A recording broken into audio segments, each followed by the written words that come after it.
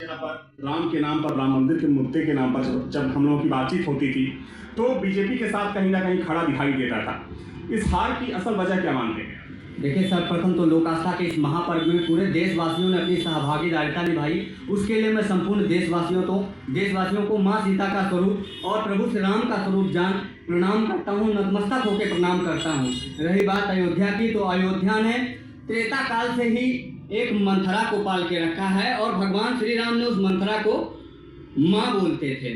मंथरा ने अपनी सहभागीदारिता निभाई थी और भगवान राम को 14 वर्ष का वनवास हो गया था और ये निरंतर चलता रहा। माँ भगवती सीता के साथ भी हुआ।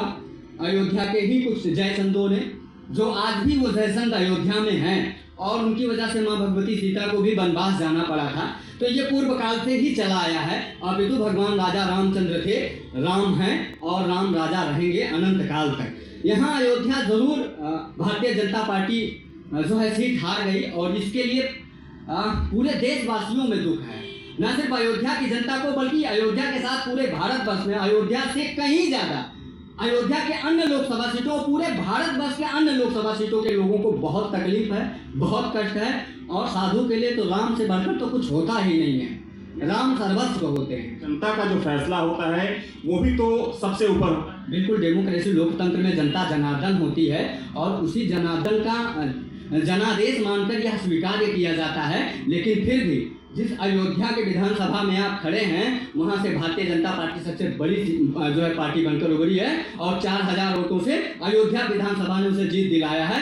अपितु जो 3 विधानसभा अन्य विधानसभा थे, फिर चाहे वह मिल्कीपुर हो, अन्य और जो विधानसभा थे, वहां कहीं से 6000 कहीं 7000 वोटों से ये लीड नहीं कर पाए, हार गए। लेकिन अयोध्या ने जिताया है और ये प्रभु श्री राम जी की कृपा है। मैं पूरे अयोध्या के जनपद वासियों को, ये सब प्रभु श्री राम के ही स्वरूप हैं, इनको प्रणाम करना चाहिए। और अयोध्या के लिए जो सतत संघर्षरत रहे हमारे राष्ट्रवादी नेता आदरणीय प्रधानमंत्री श्री नरेंद्र मोदी जी से अपील भी है, साधुवाद भी है, धन्यवाद भी है। और हमारे उत्तर प्रदेश के माननीय मोदी जी से भी है, नम आंखों से और बहुत गमगीन भी हूँ। गला भर आता है ये सोचकर कि अयोध्या भाजपा हार गई। अयोध्या नहीं हारा है भाजपा ने, बल्कि अयोध्या पूरे भारत में अगर भाजपा हार जाती तो कोई बात नहीं, अयोध्या जीती तो पूरा भारत जय श्री राम कहता। पर आज जो अयोध्या पे उंगली उठ रही है ना, वो अयोध्या हारने की वजह से है। आज लग रहा है कि अयोध्या वासियों ने फिर से वो त्रेता लौटा दिया जब माँ सीता को वनवास कर दिया था, प्रभु श्री राम को 14 वर्ष का वनवास कर दिया था।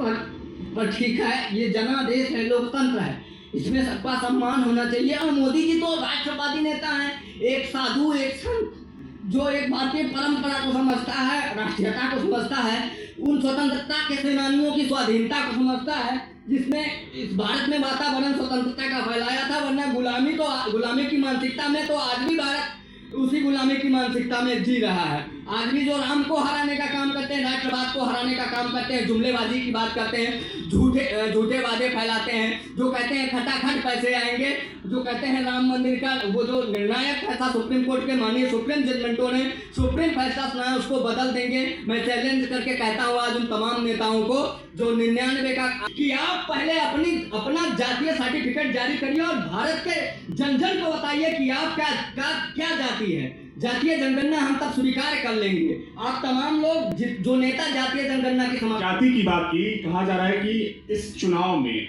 अयोध्या जो सीट हारी है भारतीय जनता पार्टी, उसके पीछे कहीं ना कहीं एक कास्ट फैक्टर ने भी काम किया और वो भी एक प्रमुख वजह है। क्या आपको भी लगता है कि जातीय समीकरण की वजह से भी बीजेपी की यहाँ पर हार हुई? देखिए, जब हमारा प्रत्याशी जर्जर अवस्था में पहुंच जाए तो जो भारतीय जनता पार्टी या किसी भी पार्टी का जो आला कमान है उसे समझना चाहिए कि किस प्रकार से टिकट वितरण किया जाना चाहिए। कुछ तो टिकट वितरण करने में हमको लगता है कि 10 से 15 सीटें जो भारतीय जनता पार्टी यहाँ उत्तर प्रदेश में गंवा दी, उसका सबसे बड़ा फैक्टर अगर कहीं रहा